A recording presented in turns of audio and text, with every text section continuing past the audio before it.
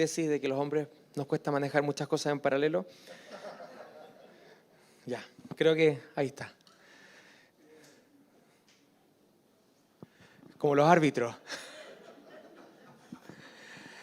No saben yo sé que lo han escuchado antes, pero no saben lo difícil que es prepararse para compartir una palabra un día domingo, porque uno tiene como la presión de decir, ay, ¿qué voy a decir? ¿Será lo que el Señor quiere? Háblame, por favor. Y uno lo pasa mal, duerme mal, te da con dolor de guata, algunos se caen al trago. Me contó... no.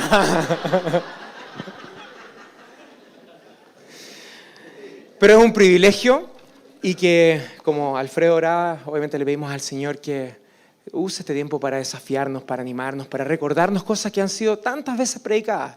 Porque esto no es nada nuevo, pero sabemos que la palabra de Dios nos habla cada día de una forma distinta y quizás lo hemos leído 40 veces estos versículos y de repente encontramos un lado que no habíamos visto. Y eso es lo que espero esta mañana el Señor pueda revelarse también a nuestras vidas. Fe y trabajo. Pero quiero hacer antes una pregunta importante, ¿Quiénes trabajan aquí hoy día full time para el Señor? 1, 2, 7, 8, 9, 10. Ya. Y 2 que escucharon el sermón de antes, así que los descuento 8 más o menos. ¿Ya? Ok, al final vamos a dar una respuesta a esa pregunta. El tema de fe y trabajo ha sido, como decía Alfredo, un tema que nos está dando vuelta en la cabeza con Tommy y otros, que nos está realmente desafiando a pensar qué pasaría si realmente como laicos entendiéramos que esta dicotomía que a veces y muchas veces creamos entre mi vida de trabajo, de la máquina, de la pega el día lunes, de lo que es mi adoración el día domingo, que aquí obviamente es fácil, lindo, precioso, que levantamos nuestras manos y adoramos al Señor y nos sentimos tan bien, ¿no es cierto? Yo creo que todos nos sentimos aquí bien, si no, no sé si vendríamos necesariamente. Pero si como laicos entendiéramos que esa falsa dicotomía entre, comillas, lo secular versus lo sagrado, que evidentemente son mundos distintos, pero que en la esencia nosotros somos exactamente el mismo y Dios quiere que seamos exactamente lo mismo, sal y luz, y adoremos al Señor aquí como el día lunes en nuestra pega. Y yo sé que no todos tienen una pega, un trabajo como quizás uno pensaría, horario de trabajo, sueldo, etc. Pero todos trabajamos. Algunos de manera remunerada, con un horario, otros de manera no remunerada y sin horario. Pero estoy seguro que todos trabajamos, estés jubilado, seas una dueña de casa, un dueño de casa que está cuidando a los niños o cuidando a un adulto mayor, estás trabajando. Y sabemos que el trabajo es un don de Dios que puso en la creación antes de la caída del mundo. Dios nos puso en el huerto para que lo labrásemos y lo cultivásemos antes de que el hombre y la mujer pecaran. O sea, es parte del plan de Dios nuestro trabajo. Insisto, ¿remunerado o no? Y me da la impresión que muchas veces hacemos esta separación entre los dos mundos porque realmente aquí estamos bien, pues, nos sentimos cómodos. Es fácil, pero cuando estamos en el mundo, a veces las cosas no son tan fáciles. Nuestra pega es a veces difícil, mal valorada, árida, aburrida. Nos sentimos como chancho en corral ajeno, o sea, así como que incómodos. En otros casos, yo creo que algunos se sumarán conmigo, nuestra pega se nos transforma en algo que nos encanta. Y porque a veces como que nos sentimos valorados, nos sentimos admirados, nos sentimos reconocidos y de repente empezamos a creernos el cuento de que, oye, sí, en realidad no, qué bacán, soy en la pega. Y de repente nuestra pega se transforma en nuestra fuente de identidad y empezamos a sentir esa tensión que evidentemente el Espíritu Santo nos dice, no, tu fuente de identidad no es tu pega, no es tu rol. Ojo que en algún caso alguien podría sentir que mi trabajo no... Soy muy bajo y nadie me valora. También está mal, porque el Señor te ama y te quiere en la condición que estás. Y nuestra condición donde tenemos que encontrar nuestra identidad, nuestros valores, ahí en la cruz, no en la pega, sea entretenida o sea aburrida, sea remunerada o no sea remunerada. Y por eso el objetivo de este tema esta mañana es que tengamos esta mentalidad de entender en el contexto en el cual se da nuestro trabajo. Porque hemos sido llamados a vivir nuestra vida como cristianos en ese lugar también. Y entendiendo ese contexto podamos ser entonces sal y luz a las personas que nos rodean y al mundo y a la ciudad donde Dios nos ha puesto. Entonces, permítanme, y son solo 2 puntos, así que tranquilos, estoy psicoseado con el tema, sí, de verdad que me... Punto 1. Vivimos en un exilio. ¿Cómo? Pues no tiene nada que ver con los 50 años, tranquilo. Tiene que ver con, como lo leíamos recién en Primera de Pedro, de una manera tan linda. Queridos hermanos, les ruego como a extranjeros y a peregrinos en este mundo que se aparten de los deseos pecaminosos que combaten contra el alma. Manténganse entre los incrédulos una conducta tan ejemplar que aunque los acusen de hacer el mal, ellos observen las buenas obras de ustedes y glorifiquen a Dios en el día de su visitación. Cuando, como lo contaban los testimonios que escuchamos recién, ¿no es cierto? Qué hermoso. Cuando invitamos a Jesús a vivir en nuestro corazón, el Rey de Reyes, el Señor de Señores viene a tomar el trono de nuestro corazón y empieza un proceso potenciado por su Espíritu Santo que ahora vive en nosotros y que nos da la posibilidad de ser transformados, de ser santificados, de ser empoderados por medio de su poder, no por nosotros, sino que Él empieza esta transformación en nuestras vidas. Empezamos a transitar un camino donde ya no estamos en el reino de las tinieblas, como dice su palabra, sino que pasamos al reino de de su luz. Ya no somos enemigos de Dios, ahora Él nos llama amigos. Y eso solamente por la misericordia y gracia de Jesús y la obra de Jesús en la cruz. Y en este nuevo estado en el que estamos, Pedro nos dice ahí en la carta que somos extranjeros y peregrinos entre los incrédulos, ¿no es cierto? Pablo dice en Filipenses dice que somos ciudadanos del cielo. Hebreos dice, esperamos una ciudad venidera como si fuésemos nuestra ciudadanía está puesta en otra ciudad, no en este mundo. De hecho, Jesús lo dice claramente y ustedes se acordarán de esto. No somos de este mundo. Oye, qué raro esto. Alguien que quizás es nuevo dice que se fumó. O sea, claro que estamos en este mundo, nacimos en este mundo. Es cierto. Pero espiritualmente no pertenecemos a este mundo. Nuestra nacionalidad, nuestra identidad, nuestros valores no son los valores, ni la nacionalidad, ni la identidad de este mundo. Son los valores y la identidad que Cristo nos dio en la cruz. Y por lo tanto sí estamos en este mundo, obviamente, pero estamos siendo transformados a la imagen y semejanza de Cristo a través del Espíritu Santo que trabaja en nosotros. Y por lo tanto estamos en este mundo, pero no somos de este mundo. Por eso digo que de cierta forma estamos viviendo en un exilio, en un país, en un contexto que no es el nuestro. A veces siento que muchos de nuestros anhelos como cristianos sería hablar solamente de cosas así como que sean fáciles y que aquí adentro en la iglesia, como decía recién, porque nos sentimos cómodos y es fácil. Aquí como si fuese esto simbólicamente Jerusalén, ¿no es cierto? Donde todo funciona bien y cuando hablamos de exilio, por ejemplo en Babilonia, ¡ay! No, porque yo quiero estar acá. Y lamentablemente he visto y he vivido, y yo mismo en alguna época de mi vida, generado incluso como reticencia a las cosas del mundo. Lamentablemente algunos incluso generan como una reticencia a la gente del mundo, como si fuesen como que distintos, enemigos, y sabemos que nuestra lucha no es contra sangre y carne, no es contra personas, sino que es una lucha espiritual. Pero esta distancia que a veces generamos con el mundo, siento que no es una interpretación correcta de lo que Dios nos está llamando a hacer, cómo nos está llamando a amar el mundo. No a sus cosas, sino a las personas que lo componen. Es cierto también que a algunos les encanta todavía el mundo. Nos gustan los pubs del mundo, los carretes del mundo, las características del mundo y quizás les cuesta entender que su nacionalidad, que su identidad está en el reino de los cielos. Y estamos llamados a ser transformados por la palabra de Dios. Entonces,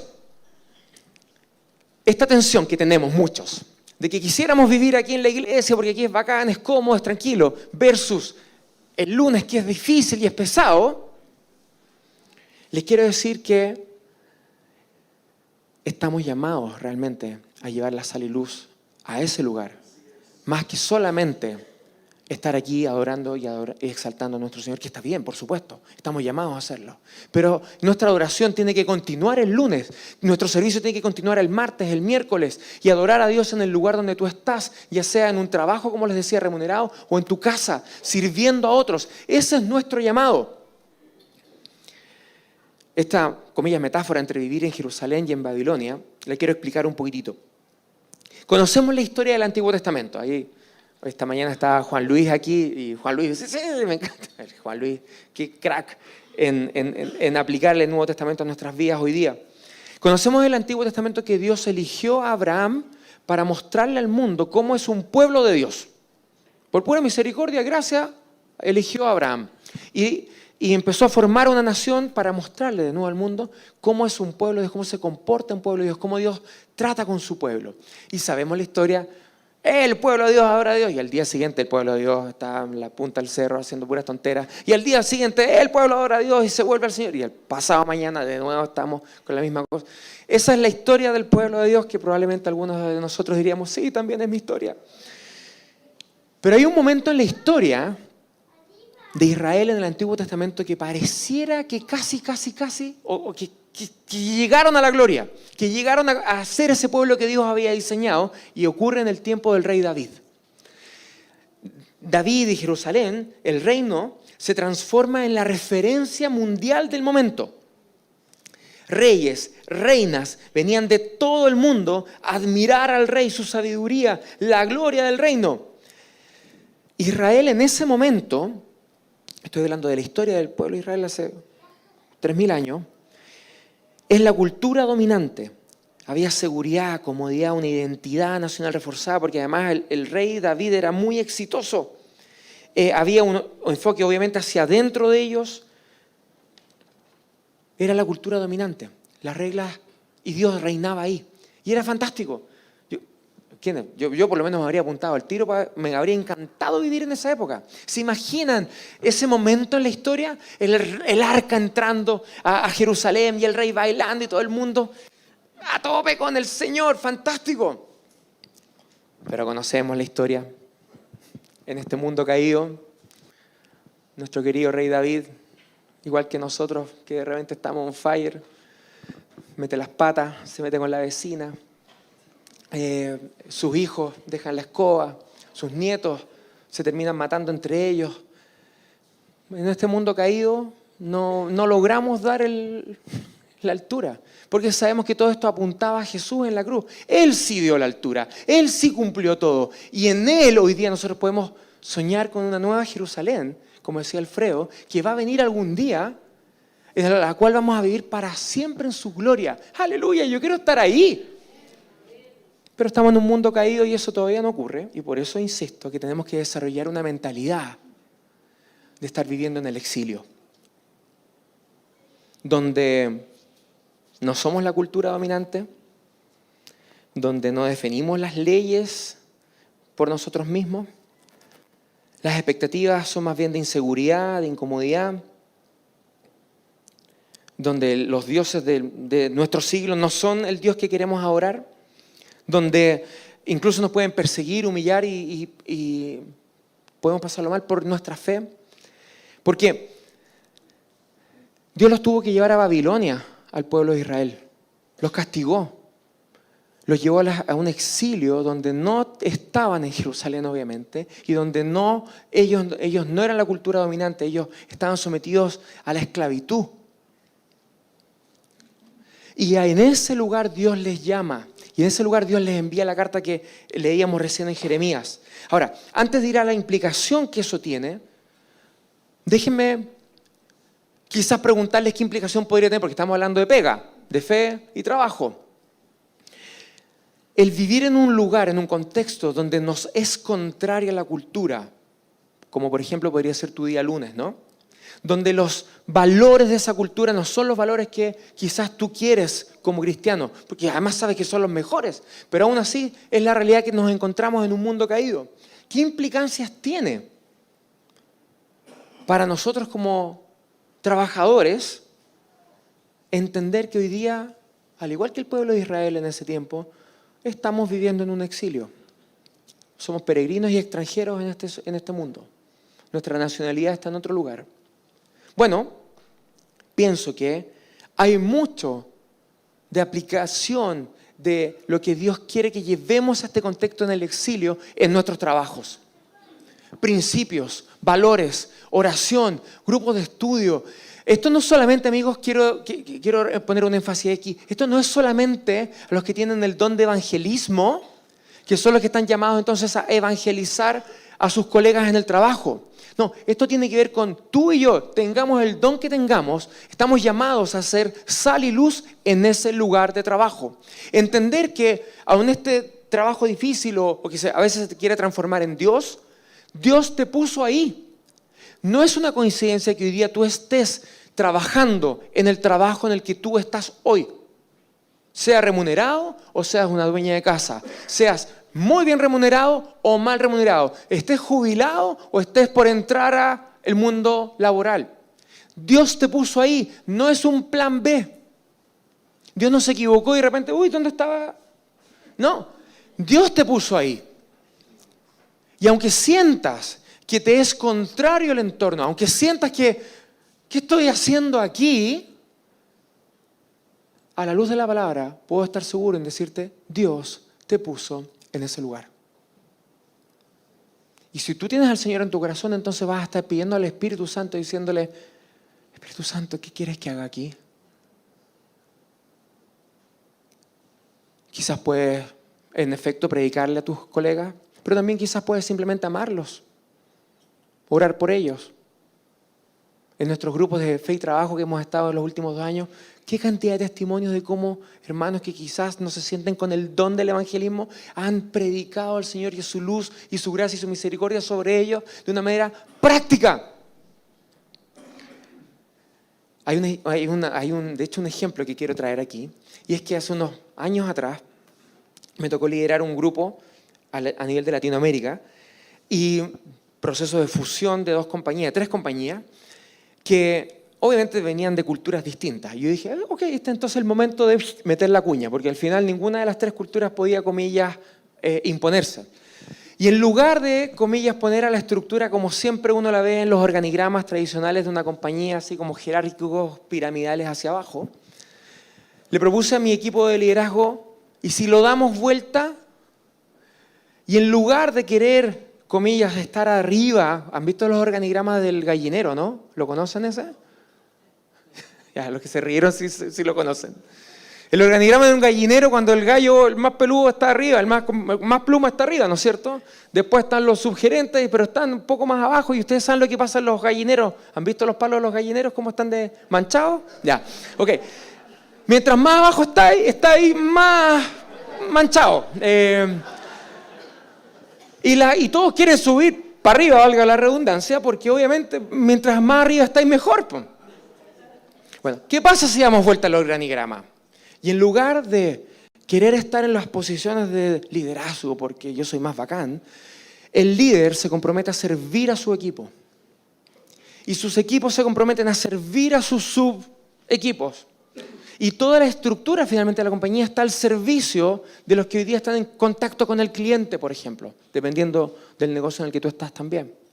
O sea, dar vuelta. ¿Por qué? Esos son principios del reino. Esto no lo inventaron las escuelas de negocio. El rey soberano no vino a ser servido, sino a servir. Es el modelo de liderazgo de servicio de Cristo aplicado a una empresa. Quizás tú dices, yo no estoy trabajando en una empresa, qué lindo, pero no aplica para nada. Bueno, si estás lavando ropa en tu casa para cabros mal agradecidos que más encima ni se enteran, sino que creen que es magia, echan en un canasto y mágicamente aparece ordenado en el closet. Bueno, si eres una de esas magas o magos, piensa que también Dios te puso ahí para servir y amar a tu familia y poder traer gloria a Dios y enseñarle a esos hijos que así como ellos son amados y servidos, ellos también están llamados a amar y servir a su prójimo. Entonces no tiene que ver con lo que estés haciendo, sino tiene que ver con esta mentalidad de entender que Dios te puso ahí para glorificarlo, aún en un entorno que te sea contrario. Eso me lleva al siguiente punto, al 2, ¿viste? Ya voy más de la mitad, vamos. En el exilio, entonces, estamos llamados a buscar el bienestar de nuestra ciudad. ¿Se dieron cuenta? Yo esta carta de Jeremías a la gente en el exilio yo no la conocía.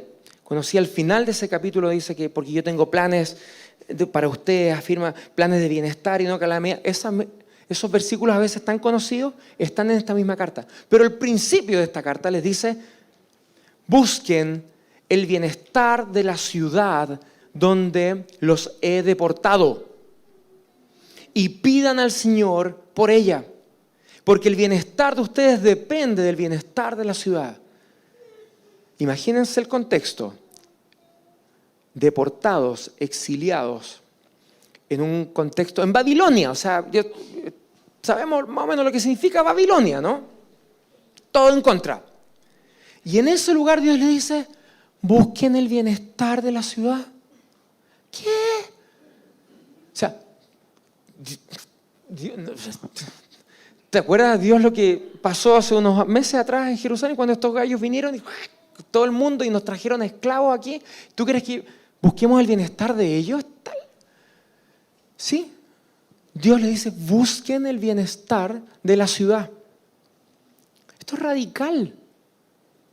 Esto es radical para nosotros los cristianos que tendemos como a aislarnos en nuestra cultura y generar esta adversión al mundo, porque Dios nos está llamando, busca el bienestar de ese mundo que te es contrario. Busca el bienestar de aquellos que te persiguen. Busca el bienestar de aquellos que están en contra tuyo y en contra mío. Esto es una locura. Busquen el bienestar de la ciudad donde los he llevado. Dios te trajo aquí, a esta ciudad, Santiago. Bueno, amigo, hermano, busca el bienestar de Santiago y de su gente. Y eso significa salir y llevar la palabra, ser sal y luz en el lugar donde Dios te puso. Invitar amigos a este EMA, invitar amigos a los CHOC, llevar la palabra a tu oficina, quizás hacer grupos de oraciones. Yo este año partí con un colega leyendo el Evangelio de Marcos. Tercera sesión, convertido. Quinta sesión, viviendo el CHOC el año pasado, la semana pasada.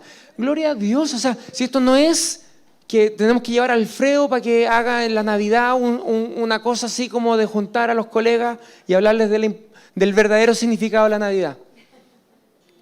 Eres tú y yo. Somos pueblo adquirido por Dios, nación santa, para anunciar las virtudes de aquel que nos llamó de las tinieblas a su luz. O sea, hay un propósito por el cual Dios te alcanzó. Y tu pega es parte del lugar donde ese propósito va a ser completado. Y por eso la invitación es que te dispongas y busques al Espíritu Santo y le digas, Señor, ¿qué hago aquí? Antes de esas reuniones difíciles que todos tenemos, Señor, glorifícate, no sé cómo, pero hazlo tú. Son cosas prácticas y concretas que tú y yo podemos hacer, de nuevo, estemos en un trabajo remunerado o no.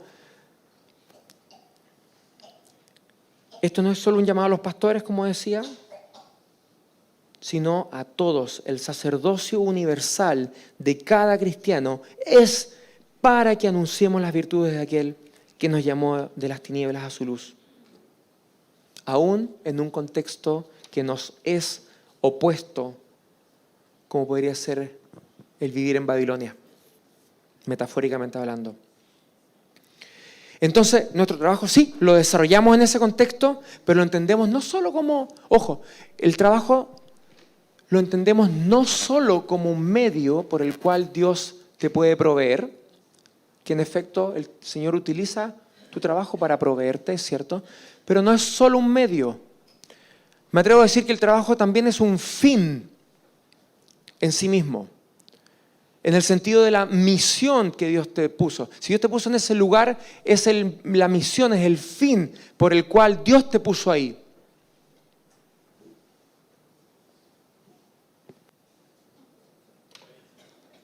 Ah, mira, aquí está.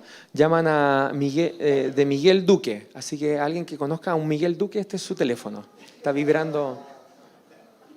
¿No? ¿Le contesto? Se cortó. Claro, para decirle que estamos ocupados.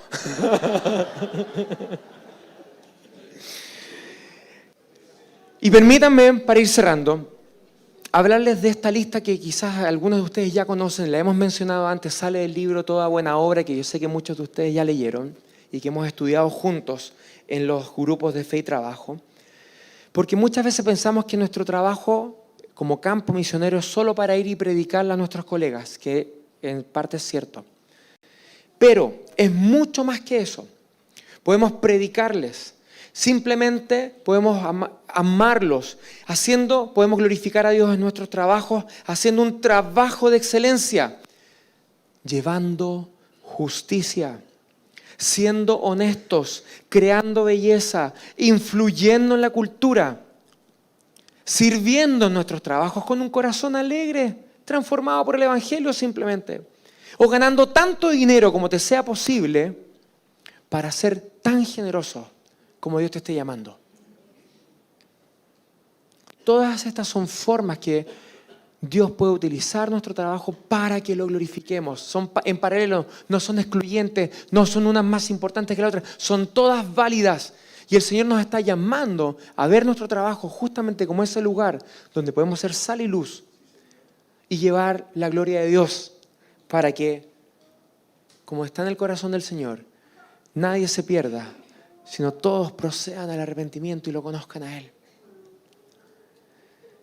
Hay un libro, que cito una cita, no leí el libro completo, lo saco de un estudio que estamos haciendo, que se llama La Iglesia en el Exilio. Dios nos llama en el exilio a involucrarnos en industrias sumidas en la decadencia.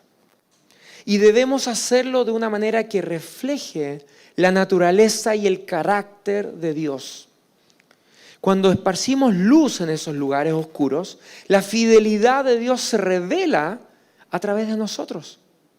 Y el mundo se vuelve testigo de quién es Él. Dios sigue comprometido con su promesa de bendecir la obediencia de su pueblo y ahora esa bendición se propaga a través de nosotros para alcanzar incluso a nuestros enemigos. Tremendo. Tu trabajo es el lugar donde Dios te puso para llevar su gloria. No para enriquecerte, no para que se transforme en tu ídolo, no para que se transforme en la fuente de tu identidad o tu falta de identidad. Dios te puso en el lugar donde estás, remunerado o no remunerado, para glorificarlo a Él, para llevar su gloria, para llevar sus principios, para llevar su luz. Entonces, les pregunto de vuelta. ¿Quiénes están trabajando full time para el Señor entonces? Pagado el salario, el sueldo. Miren, queremos hacer algo especial ahora. Le quiero pedir a Alfredo que pueda orar por nosotros, laicos, que quizás trabajando en distintas industrias o en distintos lugares, de nuevo, de manera remunerada o no, estamos siendo llamados a llevar la luz y el reino a esos lugares. Cuando cantábamos recién, venga tu reino, Señor. Es no solo aquí en este lugar, en la esquina de Rosario Norte, no. Es el lunes. Es más rato en nuestro almuerzo. Es mañana cuando vayas en el auto y se te crucen los monos. Los monos de uno, no. Ya me fui del punto. Vuelvo. Entonces, a todos los que queremos trabajar o los que estamos trabajando full time para el Señor, yo quiero que pedirles que cerremos un momento los ojos y oremos al Señor. Y quiero pedirte que si tú quieres reafirmar tu compromiso, esto no es una nueva conversión, tranquilo, simplemente estoy hablando de reafirmar tu compromiso con el Señor, de servirlo y amarlo en el lugar donde Dios te puso mañana lunes, te vayas poniendo en pie. Y tal como oramos por misioneros que van al campo, o imponemos las manos sobre pastores, yo quiero que esta mañana Alfredo ore por nosotros, enviándonos al mundo. Y si tú trabajas en servicios financieros y quieres servir al Señor, ponte de pie. Si tú trabajas en educación, si tú trabajas en la industria de la energía, si tú trabajas en el arte, trabajas en el mundo legal, o eres un trabajador en la iglesia o de ministerio, o eres dueña de casa, o eres un cuidador de adultos, trabajas en periodismo, en televisión, en entretenimiento, en arquitectura, en ingeniería, en construcción, eres deportista, trabajas en la industria de la belleza, de la tecnología, trabajas en redes sociales, gestionas tus activos, eres un emprendedor o eres una pyme, trabajas en una ONG o eres un servidor público, o eres de las Fuerzas Armadas, o un carabinero, o un policía, o trabajas en el área de la salud, manufactura, o eres político, eres trabajador en el turismo, en la hotelería, en la investigación, producción agrícola, ganadera, rural, transporte, delivery. Si me faltó alguien, por favor, igual ponte de pie. Porque quiero que Alf ore por nosotros y nos envíe. Por supuesto, querido. Muy claro, ¿no? La iglesia, ¿para qué sirve? Para enseñarte a adorar a Dios, vivir con los diseños de Dios y entrenarte como misionero. Así que voy a orar por todos aquellos que Dios ha llamado para llevar sal, luz y el reino de Dios. Padre, mira, a todos estos que están de pie. Sí, se cumplió el objetivo. Tu palabra fue comprendida. Somos tus enviados. Ahora bendice en forma nueva. Da nuevas inspiraciones a aquellos que están en todo este esparcido campo misionero, que son los lugares de trabajo toda esta semana. Bendíceles, muéstrales lo que tú quieres de ellos y cómo puedan ellos bendecir a otros con el amor de Cristo. Te lo pido en el nombre de Jesús. Amén. Amén. Y amén. Le demos un fuerte aplauso al Señor.